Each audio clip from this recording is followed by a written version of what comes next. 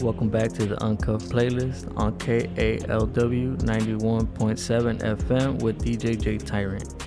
And you were just jamming out to The Things You Do by Griffin Stroller, Dreams Tonight by Always, also Habit by Still Woozy with Wait a Minute by Willow Smith. The songs on these playlists all have meaning and always made me think about my wife through the years that we didn't talk because of what she likes to call the incident. She always stayed on my mind, and I knew I had messed up and hurt her feelings as well as mine. I ultimately came to prison, and my first reaction to it was, man, this place is real gray, real dull. The people seem on edge. They all mad, grumpy with each other for no reason. Still remember that first night, getting to that dorm and just seeing all the beds out in the open, people just roaming around. Like, it was a real eye-opener. Yeah, it was hot, real hot. But, at least I was close to home, and I was in Southern California, right there in Wasco. And that's what mattered to me, just trying to stay closer to my family, to my son, to my mom, everybody. Then it hits me. I'm close, but far, you know what I mean? And all those feelings just started getting to me. I started feeling lonely, even though I wasn't alone. I had like 100 other people with me. In a way, that becomes your family, but you still miss your real family. You know, those phone call conversations, you talking to them, life is going on, and you just stuck. You here in the now, and it gets to you, you know? If you haven't experienced it, you don't want to experience that because it gets real lonely real quick. So I started,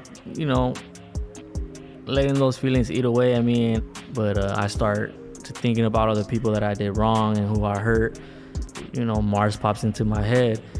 I write her a letter, try to reach out to her, try to kind of ask for forgiveness and, give her that closure that she needed. Yeah, I was cocky, so sure of myself. I thought, oh yeah, I'm gonna hear back from her real quick. She's gonna write back. Man, what a disappointment. I didn't hear nothing. Time goes by, like 2 years, and then I write her another letter and nothing again. So I get to this point where, I'm like, all right, she don't want to talk to me. It's cool. I ain't tripping on it. I get transferred to another prison.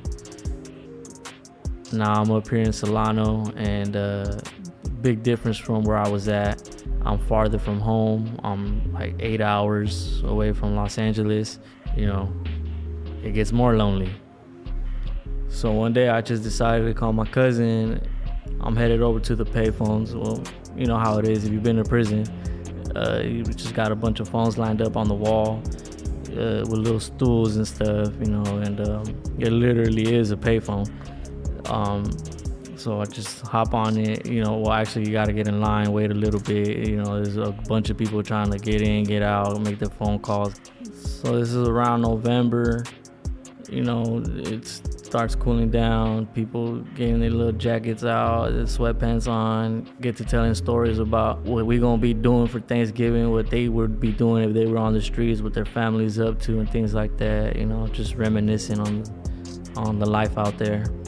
I hit up my cousin, right? I get on that phone after this little phone monster hopped off, and man, I was in for a surprise. That was something I wasn't expecting out of nowhere. That was like literally the first words that he told me. He didn't even say hi or nothing. He just went straight to it, like, oh, hey, that one girl you told me to hit up, she wants me to give you her number. At this point, it's been, I want to say like 3-4 years since I thought of hitting her up or her reaching out. So I was shocked. I was like, damn, like big old smile on my face, and right away I'm like, hey, look, I'm gonna call you back later. I'm gonna hop on the phone real quick. I'm gonna call her right now. So I'm punching her number in, and I'm getting nervous. I'm getting these butterflies. I'm just like, oh man, what am I gonna say? What am I gonna tell her? And phone's ringing. She picks up. Right away I heard her voice, and feelings just came real quick, real quick, real fast. I got stuck. I didn't even know what to tell her. I didn't know what to say. I was just like, damn, she actually picked up. She really picked up my call. Like, it was just real nice, real good to hear her voice. It just brought life back into me. Her voice was nice. It was just nice. It is that gets you on a cloud type of voice, you know. And at the end of that conversation, I wasn't expecting her to, you know, just, I don't know, she just like, so hey, are you gonna call me tomorrow? That little short sentence, wasn't expecting it. It's just like, okay, she wants to keep talking to me. She cares about me. And that just, you know, made me feel like can't give up on love. That second chance. If you got that loved one, you know, let them know. Reach out to them, see what's going on. And with love, forgiveness, and mistakes, not gonna matter. You're gonna get through whatever, anything. Get that right partner and look for love.